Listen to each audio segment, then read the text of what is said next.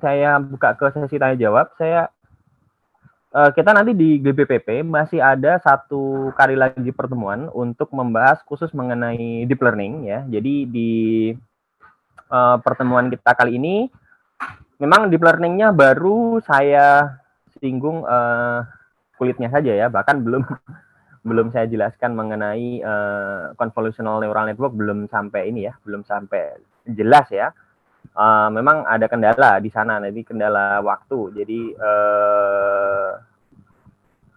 saya minta maaf dulu karena seharusnya untuk konten neural network dan deep learning itu kita butuh waktu mungkin 1 semester malahan ya. Nah, tapi karena ini hanya di kelas kita nanti hanya akan 2 pertemuan ya, 2 pertemuan. Jadi di pertemuan yang pertama ini saya kasih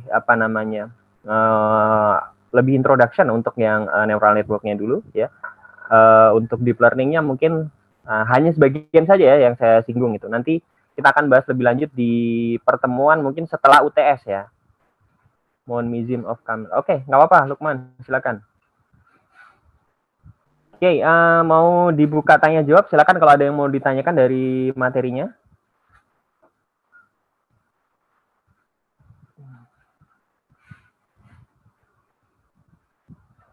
Untuk tugas responsi masih ini ya, masih sama ya. Oh ya, terus satu lagi yang perlu saya umumkan untuk konten mengenai neural network dan deep learning ini ya, nanti mungkin tidak sampai saya belum memutuskan apakah nanti kita akan ada lebih seberapa dalam untuk yang deep learning-nya, tapi untuk neural networks nanti akan ada tugas kelompok lagi ya, akan ada tugas kelompok lagi terkait dengan neural network ini gitu, sehingga saya harapkan teman-teman bisa cukup mendalami ya untuk yang neural network ini ya, karena apalagi teman-teman di sains data ya, kayaknya akan kurang sekali ya kalau tidak bisa menguasai neural network ini sampai dalam ya. Terutama untuk persiapan teman-teman baik saat ini mungkin teman-teman di PKL ya, maupun untuk nanti di skripsi ya. Saya rasa memang sudah saatnya ya teman-teman bisa mengeksplor lebih jauh ya untuk di neural network ini. Jadi nanti akan ada tugas kelompok satu lagi setelah UTS ya mengenai neural network ini. Jadi tolong dipelajari dengan betul untuk neural network ini. Dan kalau ada pertanyaan teman-teman mengalami kesulitan, silakan ditanyakan di kelas ya. Dan sebagai clue-nya nanti saya akan untuk di tugas kelompok itu saya akan mewajibkan teman-teman menggunakan TensorFlow ya, karena kalau yang dari WK terlalu simpel ya kayaknya ya, MLP-nya terlalu simpel ya. Jadi nanti saya akan mewajibkan teman-teman menggunakan TensorFlow, boleh menggunakan R, boleh menggunakan Python ya. Dan saya tahu kalau kendala menggunakan TensorFlow nanti mungkin teman-teman ada kendala di kekuatan laptop ya. Kekuatan laptop mungkin ada yang laptopnya bervariasi nih ya, ada yang hardware yang udah lama dan lain-lain. Maka saya merekomendasikan nanti teman-teman akan menggunakan Google Collaboratory. Ya, Google Collaboratory teman-teman bisa menggunakan TensorFlow di sana dengan sangat mudah. Ya. Bisa untuk Python, bisa juga untuk R ya. Yang mau tahu bagaimana cara kita menggunakan bisa dicari bagaimana kita menggunakan TensorFlow baik Python maupun R di Google Collaboratory. Jadi yang teman-teman butuhkan itu hanya koneksi internet saja.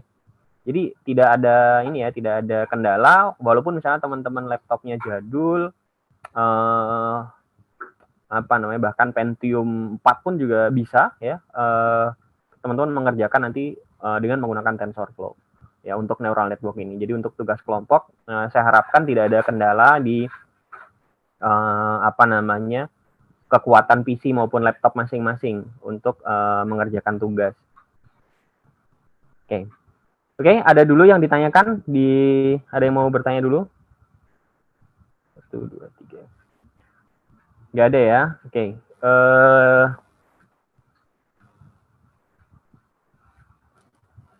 Kalau gitu kita kocok dadu dulu. Ada ini Fahri Hidayat. Ada Fahri Hidayat? Fahri ada Fahri? Ada ya? Oke. Okay. Fahri, mungkin coba dijelaskan dulu Fahri. Kenapa kita perlu belajar neural networks? Kalau nggak salah di dalam video saya jelaskan ada dua alasan ya, mungkin bisa disebutkan.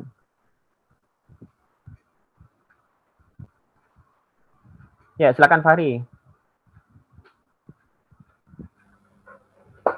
Iya Pak, di neural network itu kan ada buat bentuk intinya untuk bagi sebaran data ya Pak ya.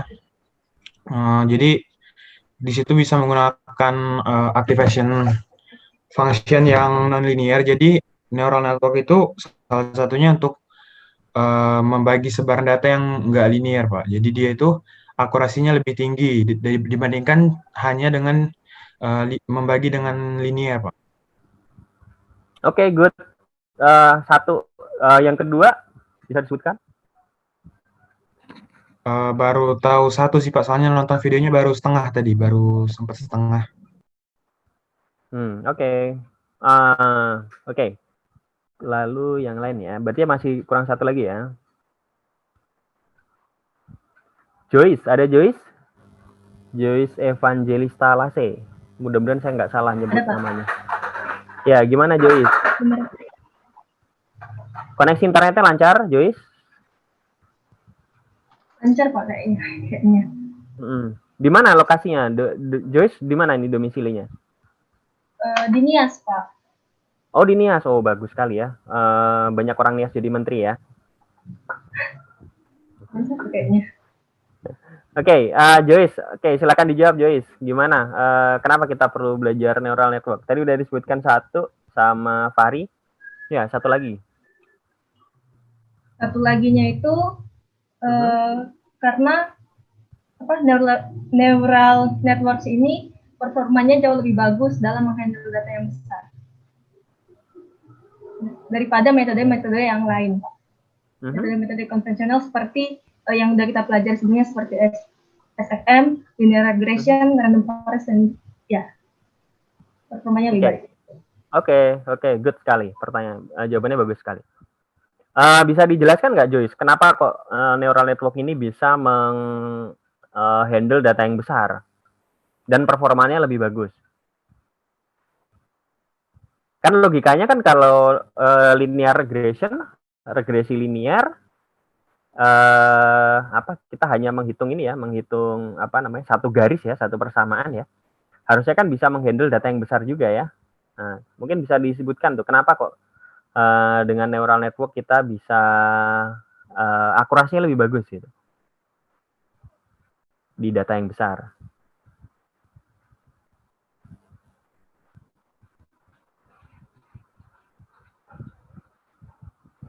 Boleh pas.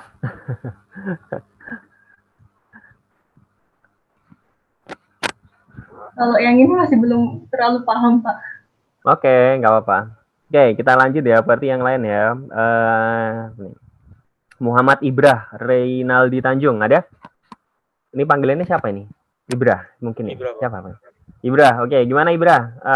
Coba mungkin ditambahi tadi yang dari Joyce. Kenapa kok kita dengan neural network itu dengan bertambahnya data justru bisa meningkatkan performance gitu, meningkatkan akurasi. Sedangkan kalau dalam grafik ya, di dalam grafik di slide nomor 3 itu kalau algoritma tradisional yang lain itu stagnan akurasinya ya, performance-nya stagnan. Nah, kenapa dengan neural network malah justru bisa teman-teman mungkin sambil dilihat ya di slide nomor ini ya, mungkin saya share dulu ya.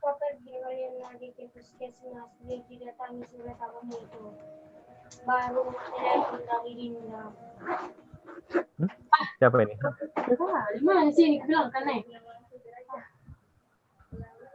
Oke, di slide nomor 3 ini ya, di slide nomor 3 kan kita bisa lihat ya, kalau di datanya sedikit ya, datanya sedikit. Memang semuanya kayak gitu. Ini siapa ini? Ya, di apa namanya? Neural network dengan data yang sedikit justru akurasinya jelek ya, tapi dengan data yang sangat banyak gitu, performance-nya atau akurasinya bisa naik sangat drastis dibandingkan tradisional mesin. Nah, silakan Ibrah kalau mau dijawab. Kira-kira kenapa kok bisa? Saya tidak jelaskan di dalam slide, tapi dalam video juga tidak saya jelaskan, tapi secara implisit mungkin bisa bisa disampaikan. Iya, maksudnya. Apa Pak, salah boleh? Iya Pak, saya juga sebelumnya belum paham sih Pak, tapi kayaknya gara-gara itu sih Pak, ada itu penimbang yang ada garis-garis apa menuju ke sigma gitu, yang dari rumusnya itu. Kayaknya gara-gara karena setiap datanya itu dikasih penimbang, terus dikaliin, terus melalui rumusnya itu tadi, kan bisa dilihat kalau misalnya datanya nambah itu, Y-cap-nya itu semakin apa sih namanya? Semakin mendekati apanya, Pak? Kurang tahu Pak menjelaskannya, Pak. Iya, ya. Ibra ini di Sumatera Utara atau di mana? Iya, Pak, di Sibolga, dekat Nias. Oke, hampir dapat tadi penjelasannya. Oke, makasih Ibra. Saya minta bantuan teman yang lain ya. Ada yang mau coba jawab? Oke, kalau enggak saya...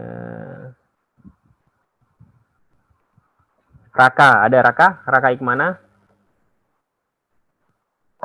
Ya, Pak, saya, Pak. Raka gimana? Koneksi internetnya bagus? Lumayan bagus, Pak. Di mana ini domisilinya sekarang? Di Kuningan, Jawa Barat. Oke. Pakai koneksi apa ini internetnya?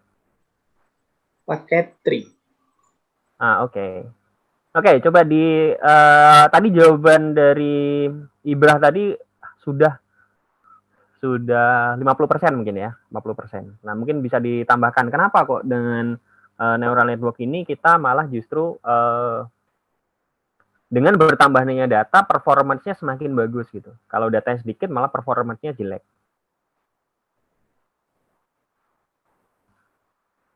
Kira-kira kenapa ya?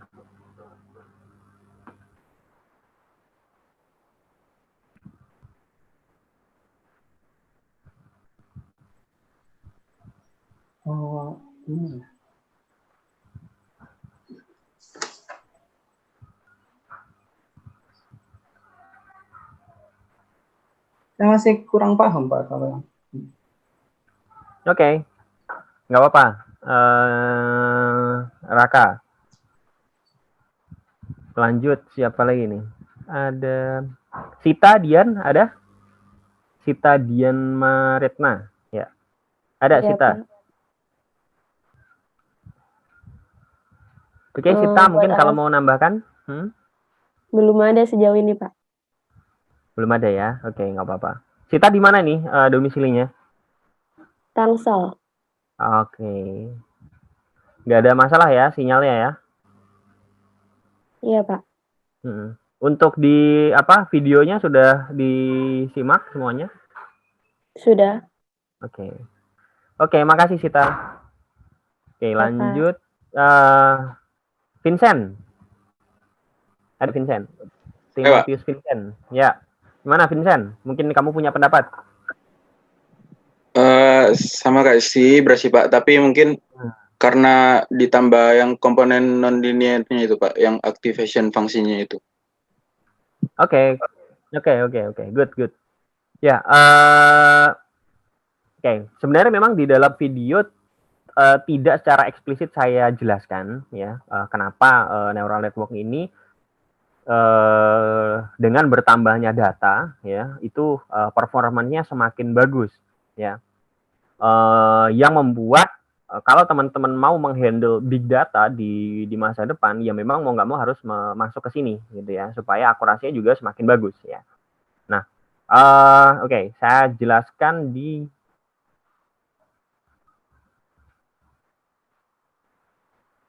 Oke, ya. Dengan perseptron dulu ya, dengan perseptron. Nah, di sini di perseptron ini kalau teman-teman lihat kita kan hanya menspesifikasikan inputnya itu X1, X2, seterusnya sampai XM, ya kan? Nah, sedangkan datanya sendiri itu bisa berubah-ubah. Hanya saja dia dimasukkan sebagai X1, sebagai X2 gitu ya. Nah, di awal sudah saya sebutkan bahwa penimbang tadi udah sebutkan sama Ibra juga ya. W0, W1, W2 sampai ke WM ini diinisialisasi secara random. Oke, inisialisasi secara random. Terus kemudian kita menghitung non-linearity function-nya atau sigmoid-nya. Ini seperti regresi logistik kalau teman-teman ini masih ingat. Nah, kemudian kita hitung output-nya ya. Setelah kita hitung output kan ada nilai yang betulnya atau label yang betulnya. Nah, kemudian dari label yang betul tadi kita hitung loss-nya. Ya, berarti apakah prediksi kita itu salah atau betul? Kemudian dikurangi ya dengan ini metode sudah saya sebutkan ya. Nah, binary entropy loss atau dengan mean square error loss ya. Jadi kan ada oke, saya jelaskan dengan ini saja juga boleh.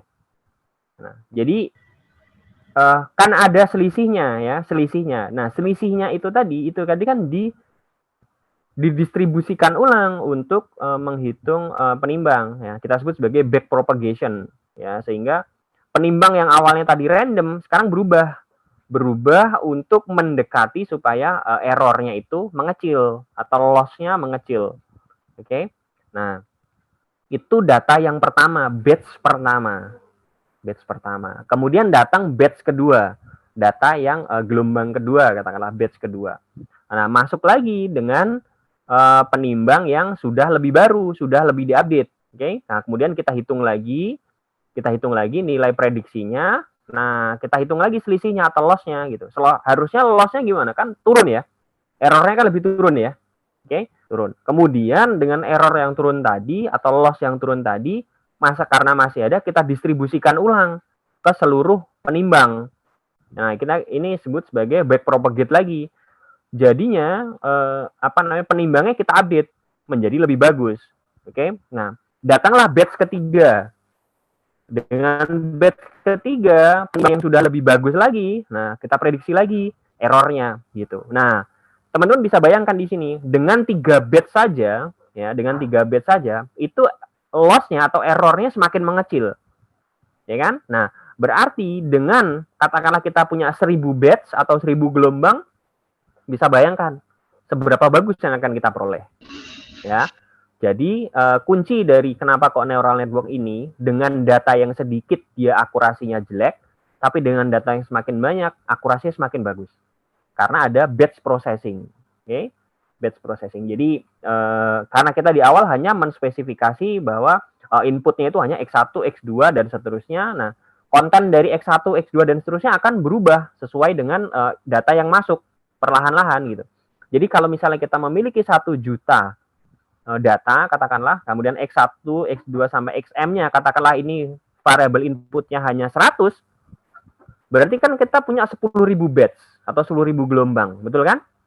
1 juta dibagi 100, kan masih kita punya 10.000 ya. 100 yang pertama menggunakan penimbang secara random, kemudian 100 yang kedua menggunakan penimbang yang sudah update. Ya, 100 yang ketiga menggunakan penimbang yang lebih update lagi, yang errornya lebih kecil lagi. Penimbang yang ketiga lebih update lagi, seterusnya. Sehingga penimbang ini nanti di akhir itu akan menjadi penimbang yang optimal atau errornya paling sedikit. Nah, yang kita pakai kan yang ini, yang penimbang yang terakhir. Ya. Nah, jadi kalau misalnya kita gambarkan di dalam, di dalam loss optimization ini, katakanlah ini hanya penimbangnya hanya ada 2, W0 dan W1. Padahal kan harusnya penimbangnya ada banyak ya. Tapi untuk memudahkan, katakanlah penimbangnya hanya ada 2. Pada saat random, loss-nya itu masih tinggi ya. Batch berikutnya gitu ya. Nah, itu nanti dia akan turun. Ya, errornya atau loss-nya akan turun. Akurasinya kan berarti semakin bagus. Oke.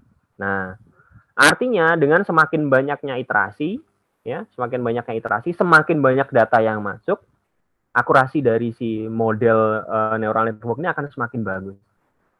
Nah, itu yang saya mau jelaskan. Dan ini yang tidak ada di dalam model-model yang lain. SVM, linear regression, regresi logistik, dan lain-lain. Oke. Nah, menjadi kelebihan juga dari neural network ini bahwa kita tidak selalu memerlukan seluruh data. Bisa saja data sebagian, kemudian ada data baru, masuk lagi, diupdate. Bandingkan dengan teman-teman menggunakan regresi linear atau regresi logistik. Ketika ada data yang baru, apa yang teman-teman lakukan? Mungkin harus dihitung ulang. Ya. Nah, dengan neural network kan nggak perlu. Nah, kita hanya perlu mengupdate penimbangnya saja. Nah, itu mungkin mudah-mudahan jelas ya. Gimana Vincent, dengan penjelasannya mungkin kalau ada yang masih bingung boleh ditanyakan. Saya mau nanya, Pak. Ya, silakan. Silakan, Ibra. Cara ngupdate itunya gimana, Pak? Penimbangnya.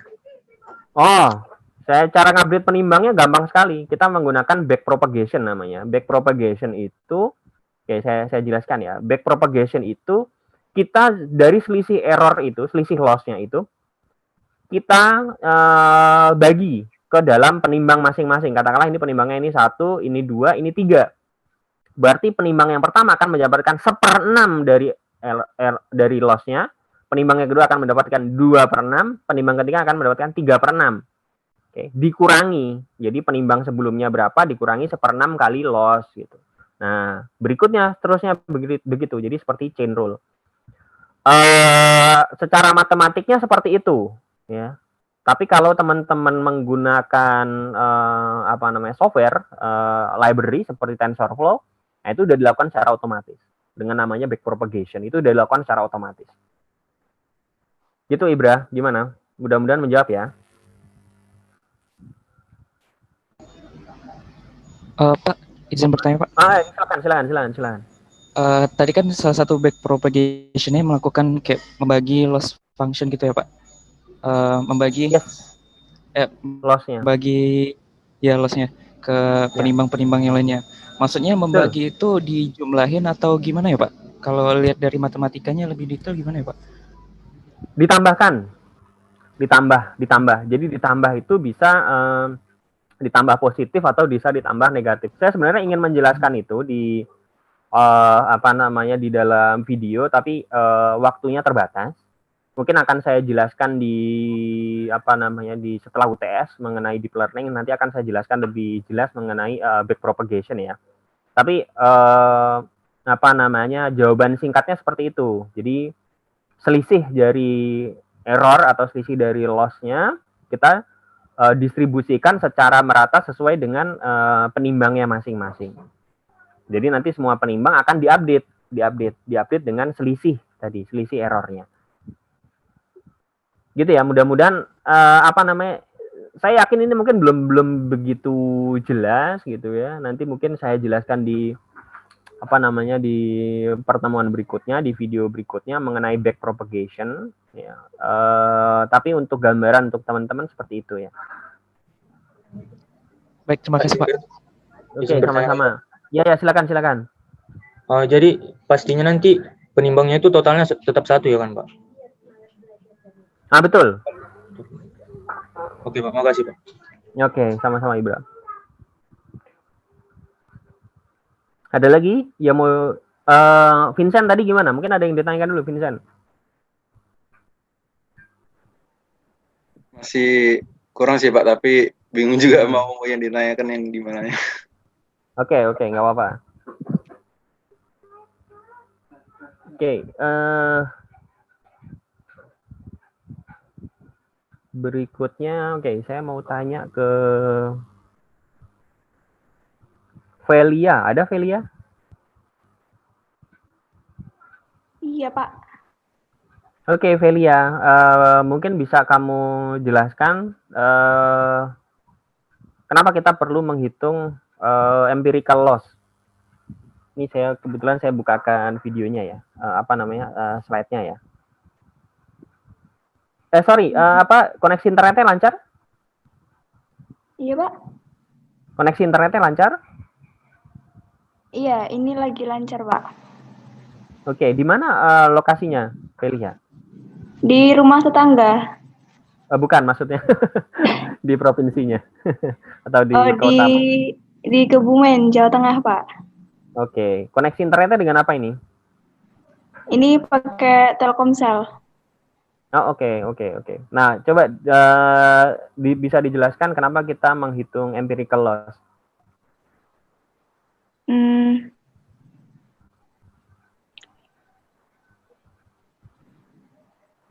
Empirical loss itu untuk menjadi bahan penilaian modelnya itu udah bagus atau belum. Ya. Bagaimana menghitungnya? Apa namanya? Empirical loss itu?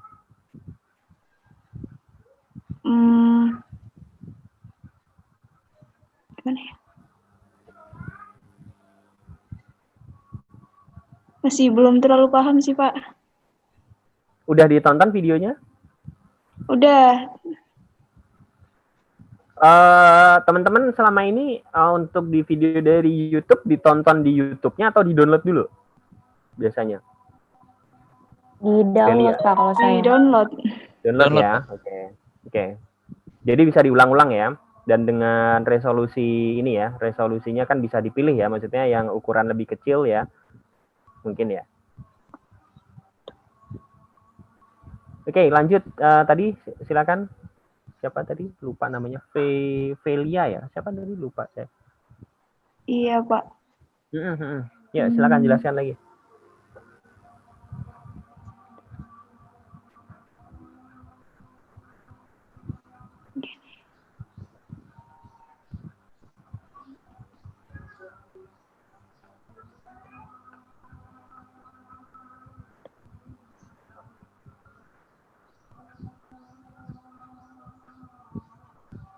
Sebenarnya masih belum terlalu paham sih, Pak. Mahaminnya tadi yang di soal itu.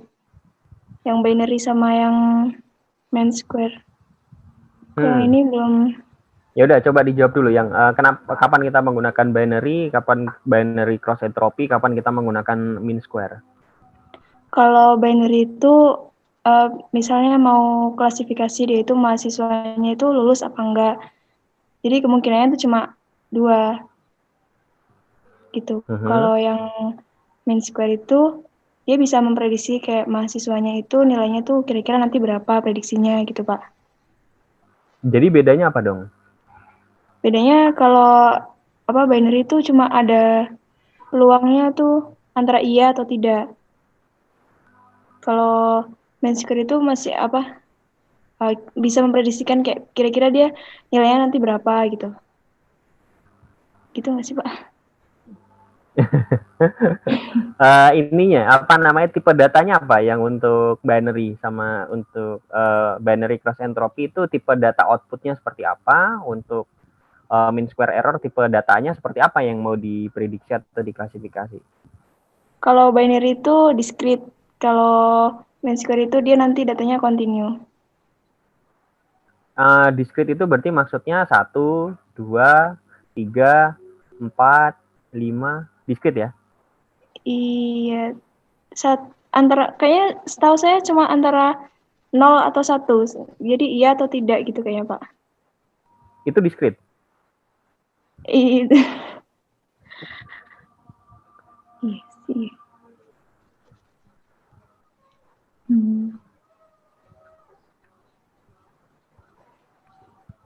Bilangan apa itu? iya, bilangan tipe delta apa itu? Tipe delta apa seperti itu?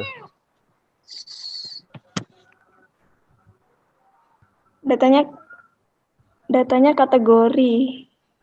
Oke. Dapat ya. Jadi kalau binary cross entropy, kalau kita mau memprediksi yang kategorik ya, kategorik dengan 2 kelas ya. Nah, kalau mean square error untuk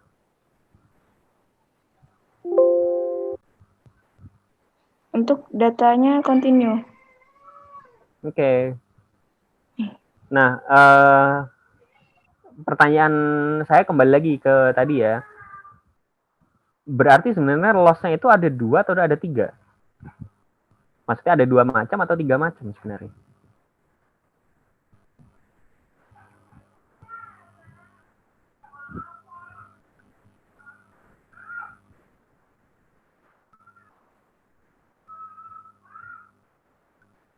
yang di slide saya itu loss-nya itu untuk menghitung loss function itu berarti ada 3 macam, empirical loss, binary cross entropy loss, atau mean square error loss. 3 macam atau berapa gitu. Dan kalau yang tadi udah disebutkan perbedaan antara binary cross entropy loss dengan mean square error loss. Nah kan, nah sekarang kalau yang empirical loss, nah ini buat apa nih gitu.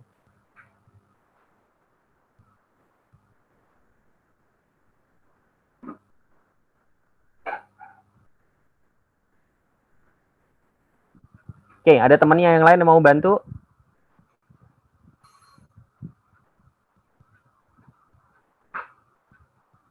Ada yang mau bantu dulu? Nisa Silviana Devi, ada Nisa?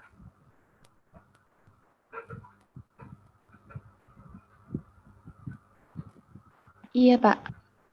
Ya, Nisa, coba dijelaskan apa guna empirical loss. Terus apa bedanya dia dengan binary cross entropy dan mean square error loss?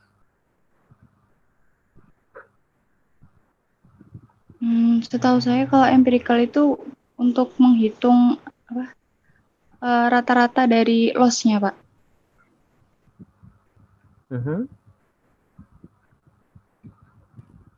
Kurang dikit.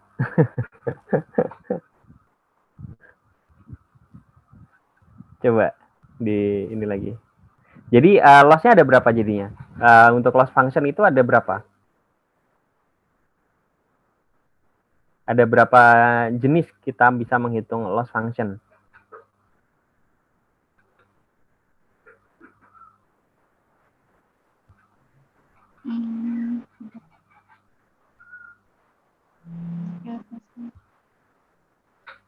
Kurang paham, Pak, yang di materi ini. Oke, Nisa. Oke, lanjut ya. Ada yang teman lain dulu yang mau membantu? Pertanyaan saya 2. Yang pertama, ada berapa jenis cara menghitung loss function yang saya jelaskan di materi, ya. Terus apa perbedaan antara empirical loss dengan binary cross entropy loss?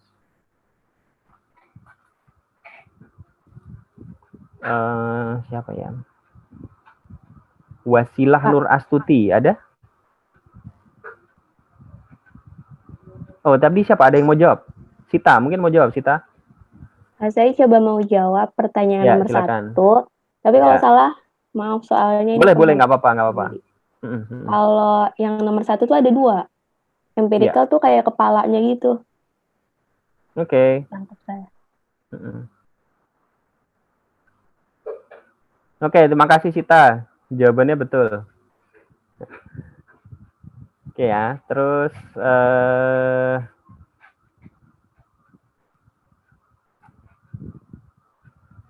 oke, lalu ini ada ini ya, di slide nomor ini ya, di nomor halaman 30 ya, mungkin coba dijelaskan sebenarnya apa sih yang mau kita lakukan, terus bagaimana kita melakukannya. Mungkin kalau ada yang mau menjelaskan. Tadi siapa? Wasilah tadi? Ada Wasilah? Ada? Ya, ada.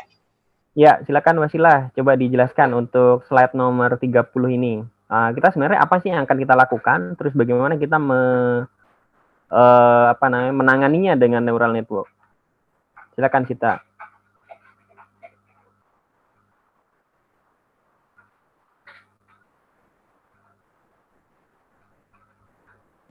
Mulai dari slide 30 ini, Pak?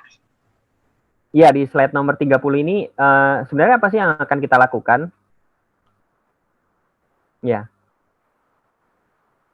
Terus bagaimana neural network bisa menjawab problem ini? Wasilah lokasinya di mana? Domisilinya di mana? Di Serang, Banten. Di Serang ya. Koneksi internetnya dengan? Dengan kartu Tri. Oke, ada kendala koneksi internet nggak? sejauh ini nggak ada, paling kalau hujan doang itu gangguan banget. Oke, kalau di videonya ada kendala, video pembelajarannya?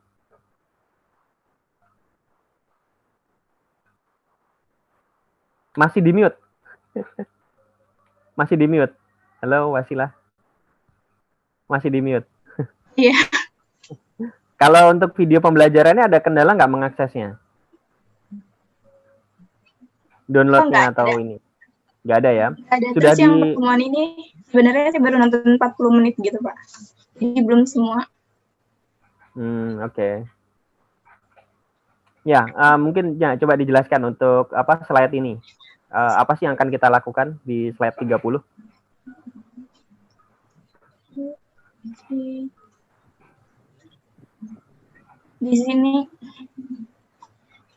Di sini misalnya diketahui suatu mahasiswa yang memiliki 4 jumlah materi yang diambil, materi kuliah yang diambil dengan 5 jam waktu pembelajarannya. Terus 4 itu kan sebagai jumlah mata kuliah yang dihadiri sama 5 jam waktu yang digunakan untuk mengerjakan tugas akhirnya. Maksudnya dijelaskan sampai itu kan Pak, empirical loss. Iya, maksud saya apa sih yang mau kita prediksi di sini? Prediksi di sini itu memprediksi nilai hasil observasi itu sama nilai aktual atau yang terjadi di kenyataannya, dia tuh lolos atau gagal di mata kuliah itu. Oke. Ya. Oke, itu aja. Makasih Wasilah. Ya, sama-sama. Oke, selanjut.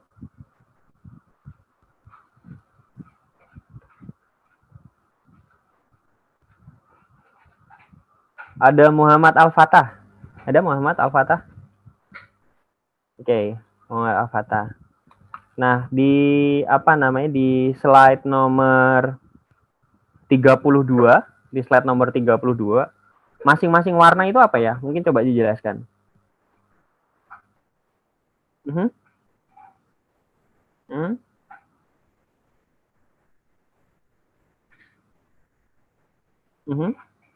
Oke, lalu satu yang ungu.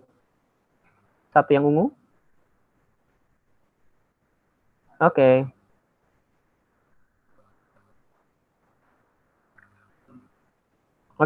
Di mana ini lokasinya? Oh, di Jakarta. Oke, makasih Muhammad Al-Fatah. Muhammad Gagah Agung, ada? Ada, Pak. Ya.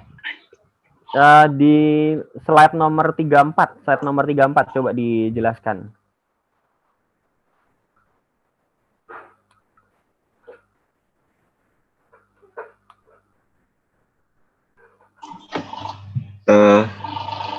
Jadi hasil dari tes uji tadi itu Pak, keluar bahwa prediksinya itu 0,1, sedangkan nilai aktualnya itu 1, artinya berhasil. Nah, yang prediksinya tadi itu dia memprediksi bahwa mahasiswa itu akan gagal, jadi terdapat loss di sini Pak.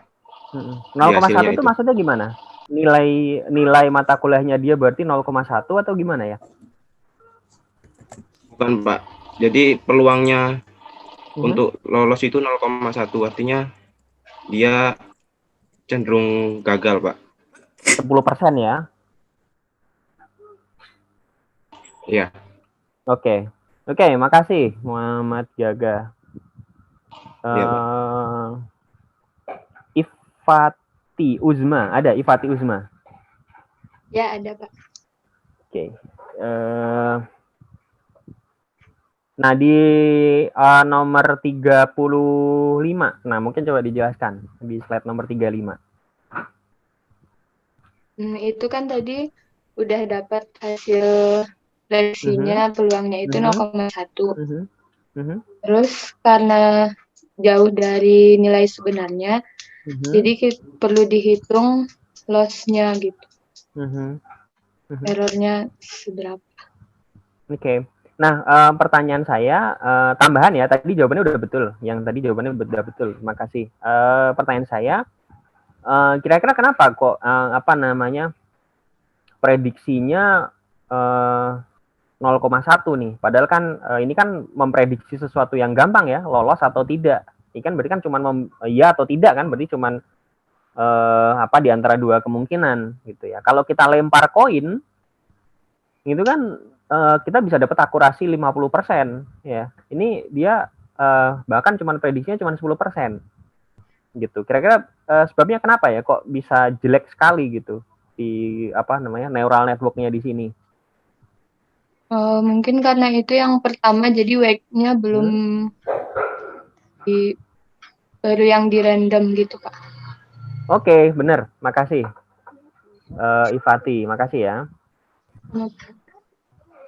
Oke,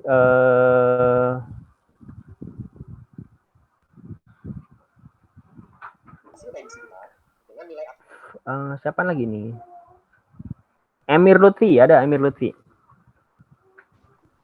Ya, Pak. Ya, Emir di slide nomor 21, ya, nomor 21 ini, apa sih konten dari Z itu, Z1, kemudian Z2?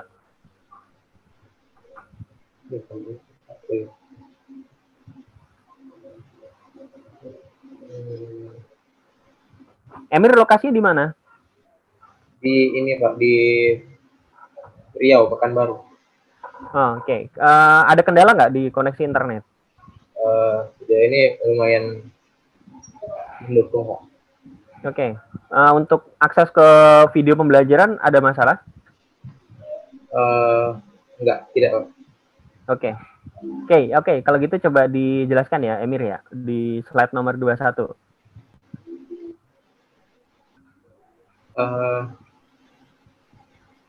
Slide 21 ini kayak dia membentuk layer-layer gitu ya, Pak. Satunya itu bentuk layer pertama. Ya. Yang mana di Z1 ini mempunyai fungsi yaitu penjumlahan dari biasnya ditambah dari jumlah dari datanya dikali penimbangnya masing-masing. Terus nanti itu dilakukan iterasi sesuai dengan kategorinya ya. Lupa, Pak. Iterasi lupa dilakukan sebanyak apa. Ini apa maksud kamu sigmanya? Sigmanya itu apa? Sampai apa itu? Bukan iterasi Z-nya ini, Pak. Kan dilakukan berulang kali, Pak. Yang ZI ini, Pak. Ya, saya masih bingung di sini ya, Pak. Berapa kali dilakukan iterasinya? I-nya sampai berapa gitu ya? Iya. Oke. Kira-kira sampai apa? Sampai berapa? Sampai I-nya tuh dari berapa sampai berapa? Itu kan yang pertanyaannya ya? Iya. Kira-kira dari mana sampai berapa?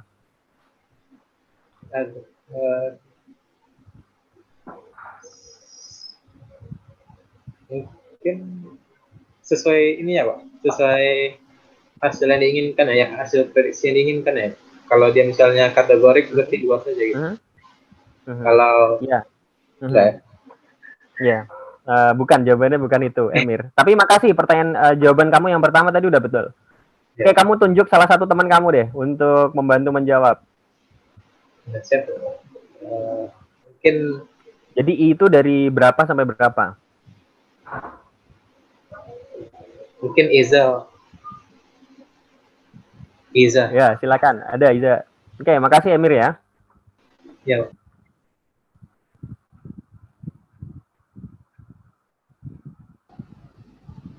Ada, Pak. Iza, ya silakan Iza. Tadi yang mana ya, Pak? Yang I-nya atau? Ya, I. ZI itu I-nya dari berapa sampai berapa? Kalau J-nya kan jelas tuh ya, dari 1 sampai M ya.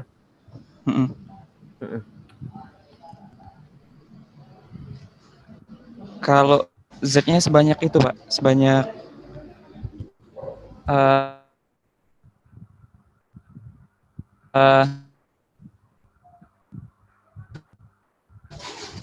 apa namanya?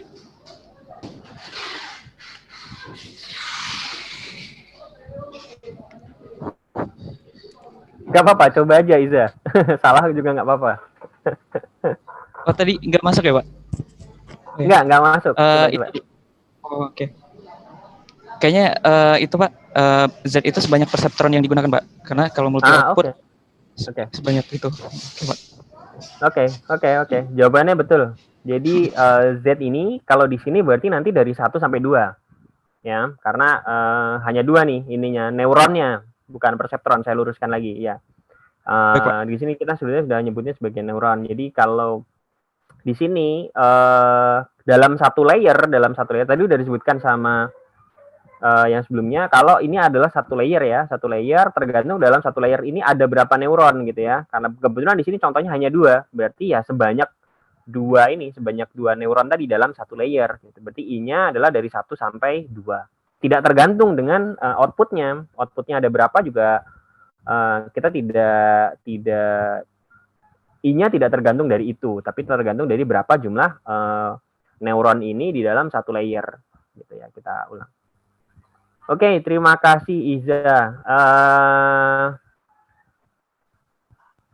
Pak izin bertanya. Silakan.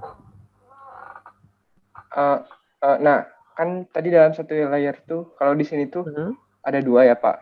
Ya. Nah, itu tuh penentuan neuronnya tuh dalam satu layer ada berapa banyaknya tuh gimana ya Pak? Oke, pertanyaannya bagus sekali. Ya, sebenarnya saya menunggu tuh ada yang bertanya tentang itu. Oke, terima kasih pertanyaannya Deris. Jadi itu termasuk salah satu hal yang perlu kita tentukan dulu di dalam pada saat kita menggunakan neural network. Pada saat kita mau menggunakan neural network, kita menentukan dulu berapa jumlah layer yang akan kita gunakan, ya. Kemudian di masing-masing layer ada berapa neuronnya. Jadi size atau ukuran dari tiap-tiap layer kita tentukan dulu, ya. Kalau teman-teman menggunakan TensorFlow, kemudian menggunakan metode yang lain, library yang lain pun, itu juga akan kita tentukan dulu berapa jumlah layernya, terus kemudian berapa jumlah neuron di masing-masing layernya, itu juga kita tentukan dulu. Nah, bagaimana cara menentukannya? Jawaban secara matematis, kita menentukan jumlah layer dari seberapa kompleksitas input dan output yang akan kita prediksi. Ya, katakanlah outputnya, oke, ini saya kasih contoh ya. Saya sudah berikan contoh di dalam slide. Oke, ini contohnya seperti ini. Masing-masing layer itu kita akan mencari fitur ya, fitur mulai dari fitur yang layer pertama itu maksudnya dihitung dari belakang ya. Layer pertama dihitung dari belakang. Layer pertama itu high level feature. Jadi katakanlah ini kita gambar kucing gitu ya. Nah, ini kita dekomposisi menjadi, karena gambar kucing kan ini kompleks ya. Bagaimana pertanyaan saya gini, bagaimana kamu bisa tahu bahwa ini gambar kucing? Ya kalau manusia kita tidak berpikir ya. Maksudnya sudah secara natural kita bisa tahu ini gambar kucing, tapi bagaimana kamu tahu bahwa ini gambar kucing dan bukan gambar anjing misalnya? Oh, jenis telinganya beda. Ya. Kemudian bentuk matanya juga beda. Kemudian ada ukuran ada kumisnya. Itu kan yang membedakan kucing kan begitu kan? Nah, berarti kan kita harus mentransfer itu ke si komputer, ya. Jadi pertama kita mendekomposisi dulu dari dari gambar kucing ini, kita dekomposisi menjadi elemen yang lebih sederhana. Misalnya matanya dulu, terus kemudian telinganya dan seterusnya. Jadi di sini high level feature ini kita dapat beberapa komponen. Ini nih sebentar. Oke, di sini kan teman-teman bisa lihat ya ada komponen seperti mata, ya komponen seperti mata. Terus karena ini sebenarnya tidak hanya untuk mengekstrak gambar kucing, tapi untuk seluruh jenis hewan. Ini ada gambar seperti paruh, ya. Terus ini ada gambar seperti sarang lebah, gitu ya. Jadi ini komponen yang lebih sederhana dari gambar, gitu ya. Ini adalah filternya, fiturnya. Nah, katakanlah kita bisa mengekstrak matanya, terus kemudian bisa mengekstrak telinganya, kita bisa mengekstrak mulutnya, terus ada ada kumisnya gitu ya. Nah, kita ekstrak lagi karena mata kan masih terlalu kompleks ya. Mata itu yang seperti apa? Apa sih beda antara mata dengan telinga ya? Nah, ada yang middle level itu kita ekstrak dengan yang lebih sederhananya lagi gitu. Nah, posisinya seperti ini sudah tidak begitu beraturan ya. Nah, ini kita ekstrak lagi menjadi sesuatu yang paling dasar. Jadi hanya seperti garis mendatar, garis miring, terus kemudian gradasi dan sebagainya. Gitu ya. Jadi di sini kita untuk mengekstrak gambar kucing ini kita butuh 3 layer. Ya, kita butuh 3 layer sampai kita bisa mendapatkan elemen yang paling dasar. Gitu. Nah, pertanyaannya apakah output yang akan kita prediksi itu seberapa kompleks gitu. Kalau kompleks, semakin dalam yang kita butuhkan, maksudnya semakin banyak layer yang kita butuhkan. Gitu. Itu secara matematisnya begitu. Nah, di masing-masing layer tergantung ada berapa komponen yang akan kita ekstrak gitu ya. Itu akan menentukan berapa jumlah neuron di dalam masing-masing layer. Ya. Nah, jadi caranya dengan secara matematis seperti itu. Tapi saya rasa itu kan sulit ya, untuk teman-teman kan sulit ya. Jadi kita bisa menggunakan pendekatan yang praktis. Pendekatan praktisnya adalah secara umum biasanya kita menggunakan 2 atau 3 layer. Itu biasanya yang hasilnya bagus, 2 atau 3 layer ya. Kemudian di masing-masing layer berapa jumlah neuronnya. Itu kalau misalnya kita menggunakan TensorFlow sudah ada tuh defaultnya berapa, nah kita bisa pakai. Terus misalnya di WK juga ada contohnya berapa yang defaultnya. Default itu adalah best practice. Jadi yang selama ini memberikan akurasi terbaik seperti itu. Tapi kita bisa memodifikasinya, katakanlah akurasinya baru 80%. Nah, oke, kalau gitu kita coba size-nya kita tambah. Jadi jumlah neuronnya kita perbanyak, jumlah layer yang kita perbanyak, gitu. Akurasinya bagaimana? Ya. Jadi itu yang bagaimana kita menentukannya. Nah, jadi memang di dalam neural network ini kita juga banyak sisi engineering-nya, kita trik untuk meningkatkan akurasi dengan mengubah-ubah arsitektur dari si neural network-nya, jumlah layer-nya, terus kemudian ukuran dari tiap-tiap layer. Itu Daris ya, mudah-mudahan menjawab ya Daris ya. Gimana, masih ada yang bingung Daris? Iya, Pak. Oke, sama-sama. Masih sih, tapi bingung juga mau nanya apa. Oke, kalau masih ada yang dibingungkan, boleh ditanyakan ke saya di Google Classroom ya, Google Classroom. Karena memang sebenarnya untuk konten dari neural network ini akan sangat dalam dan mungkin akan sulit kalau disampaikan hanya dalam satu pertemuan ya. Nanti mungkin kita coba di pertemuan berikutnya setelah UTS. Saya akan masuk sedikit lebih lanjut mengenai deep learning. Tapi teman-teman untuk neural network-nya harus sudah lumayan paham karena nanti akan ada tugas kelompok untuk itu praktek menggunakan TensorFlow. Oke, sudah jam 12.09. Kita masih punya waktu 6 menit. Mungkin ada lagi yang mau ditanyakan dulu? Izin bertanya, Pak? Silakan, Iza. Kalau yang di contoh yang ini kan ada gambar kucing terus dimasukkan ke dalam neural network-nya kan, Pak? Berarti kita harus mengubah bentuk gambar kucing ini menjadi input-input angka dong, Pak? Berarti apa? Betul sekali. Karena berarti memang teknik ya, Pak? Teknik tersendiri. Ya, tekniknya simple, tekniknya gampang. Di sini seingat saya sudah saya jelaskan ya, sorry.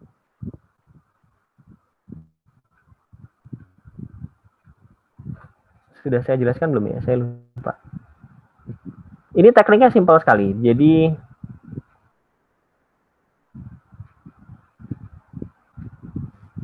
kayaknya saya buang ya, karena saya pikir terlalu rumit nanti kalau dijelaskan. Ya, gini.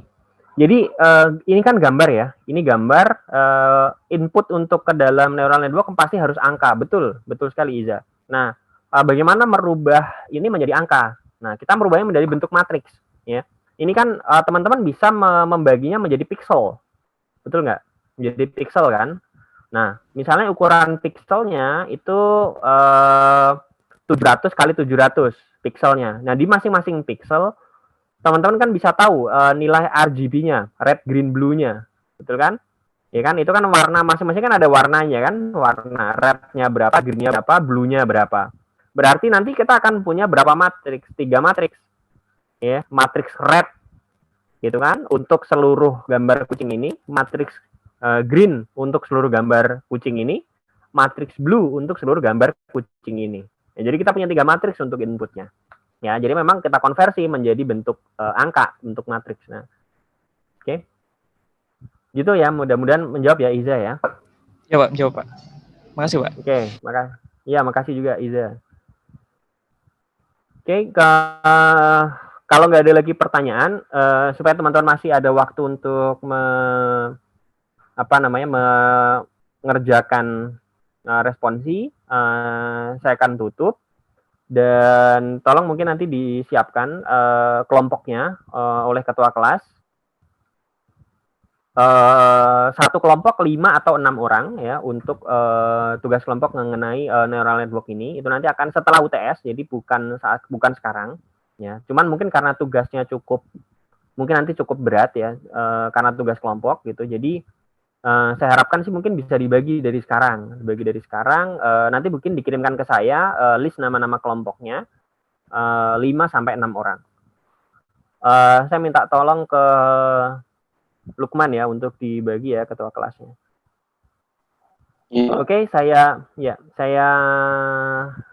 akhiri. Mudah-mudahan teman-teman bisa kalau tadi ada pertanyaan-pertanyaan yang saya tanyakan dan teman-teman kesulitan untuk menjawabnya, ya, tolong diputar sekali lagi videonya sampai teman-teman paham. Kalau ada yang masih kurang paham, ditanyakan di Google Classroom.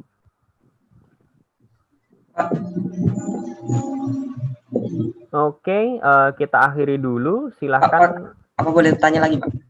Boleh. Silakan. Iya, Pak. Ini kan saya baru nyari-nyari juga, Pak. Kalau yang tadi tentang backpropagation maksudnya. Nah, itu kan kita buat nyari pembobotnya ya, Pak ya? Ya, mengupdate pembobot. Ya, mengupdate pembobot. Itu ada cost function sama optimizer itu kayak gimana, Pak? Itu akan saya jelaskan di pertemuan berikutnya. Tetapi kalau untuk sekarang cukup dipahami bahwa di TensorFlow itu dilakukan secara otomatis ya. Jadi optimizernya kita biasanya menggunakan SGD, Stochastic Gradient Descent atau ADAM, ya. Terus cost function di sini itu loss function tadi, namanya itu kan nama lain ya. Saya udah jelaskan ada di slide ya. Jadi nama lainnya loss function, ada cost function, ada objective function, ya. Jadi cost functionnya kita bisa menggunakan binary cross entropy loss atau bisa menggunakan root mean square error loss. Ya. Untuk saat ini saya jawab bahwa optimizernya anggap saja itu nanti sudah bisa teman-teman dapatkan secara otomatis di TensorFlow. Tapi insya Allah akan saya jelaskan di pertemuan berikutnya setelah UTS. Saat kita membahas mengenai deep learning yang lebih lanjut, nanti saya akan jelaskan dulu mengenai backpropagation secara lebih jelasnya. Gitu ya. Siapa yang tadi yang bertanya? Azam ya? Iya, Pak. Makasih. Ya, Azam. Ya, makasih Azam pertanyaannya. Oke, silahkan Lukman kalau mau ditutup dengan doa dan nanti tolong dipersiapkan teman-teman untuk UTS. Materinya sampai seluruh materi ya sampai di classification advance yang SVM, terus kemudian jadi teman-teman walaupun tidak mendapatkan kelompok itu tapi tolong dipelajari kecuali neural network ya. Neural network tidak akan masuk ke dalam UTS ya, tidak akan masuk ke dalam UTS. Lalu untuk di UTS soalnya sudah saya buat sebenarnya. Jadi nanti teman-teman akan mendapatkan satu soal saja. Satu soal dan masing-masing mahasiswa itu akan mendapatkan soal yang berbeda. Ya, soalnya itu ada kombinasi seperti jadi UTS nanti praktek ya. Jadi teman-teman akan mendapatkan secara acak ya data dan metode.